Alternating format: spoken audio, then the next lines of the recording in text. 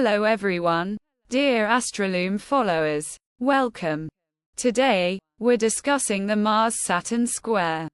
It's a challenging aspect, an energy that requires struggle, and it's something that demands our attention. That's why I wanted to focus on it. Mars influences our relationships, our decision-making abilities, and how we fight in relationships. If Mars receives a square from a karmic planet like Saturn, all these struggles come to the surface and become more noticeable. Therefore, I wanted to talk about this in detail with you. As I mentioned earlier, Mars is about our decision-making abilities. For example, in marriage astrology, when we determine the marriage date, we pay a lot of attention to Mars' position. Is it transients through the marriage house? Does it have any special aspects? Therefore, Mars is crucial both for starting relationships and for determining marriage dates. Additionally, Mars represents our energy and our capacity to fight. So when we look at a chart, we immediately check Mars. How much can this person fight for love? How well can they protect the people they care about? Do they stand behind their promises? We try to determine all of this based on Mars placement. Mars has been in a position for a while now that encourages practicality and logical thinking. As a result, we've been trying to be logical in our struggles and practical in solving our issues. We might want to reach our goals quickly, but we also want to do it with agility, perhaps by pushing all our limits. We're tired, though. We've been worn down, especially in relationships, with misunderstandings, wrong expressions, and unnecessary arguments. These things have hurt and exhausted us. Now, with this Saturn square, we are reminded to reassess the issues we are fighting for. Square aspects are tough, and they carry the energy of deciding whether to continue or stop. So, we are fighting for something, but is it truly worth it?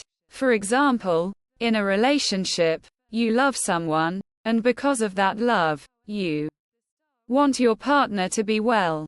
But if the other person doesn't have the same desire, yet you keep being giving, trying to solve their problems before they even ask, constantly thinking about them before yourself, you're engaged in a mental, material, and spiritual struggle. Now, Saturn, the master of karma, tells you that you're trying to make something work that perhaps shouldn't, so you should ask yourself if it's really worth it. If the master of karma is telling you this, you should listen. Because Saturn is not like Jupiter, which is light-hearted. If you don't follow Saturn's advice, the consequences will come quickly.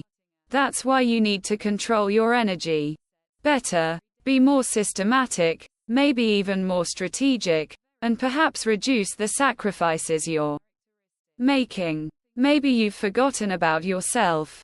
Maybe you haven't done anything except try to realize your dreams, or maybe you've been trying to make someone love you.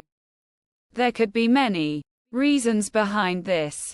We talk about these in detail, especially in karmic astrology, during personal consultations. But at the same time, perhaps you haven't received the return on your efforts.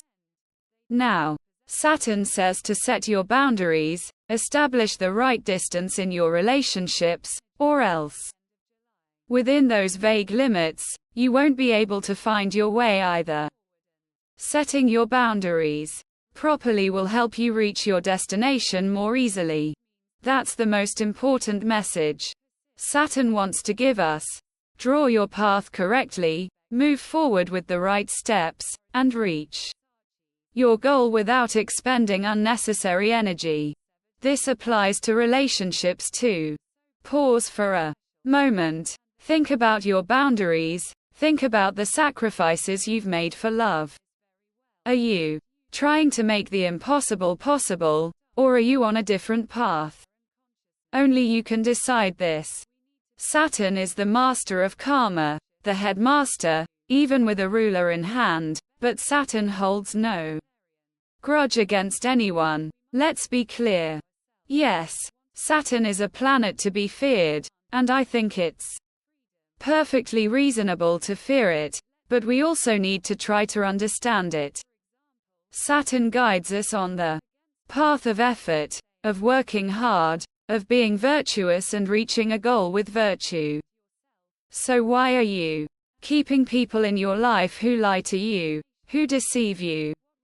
Why are you keeping people who drain your energy? Showing a reaction to something isn't bad, especially when you're directly involved. Perhaps you need to speak out a little more, be a bit tougher, a bit colder and more distant. That's not a bad thing. And remember, difficult things make you grow.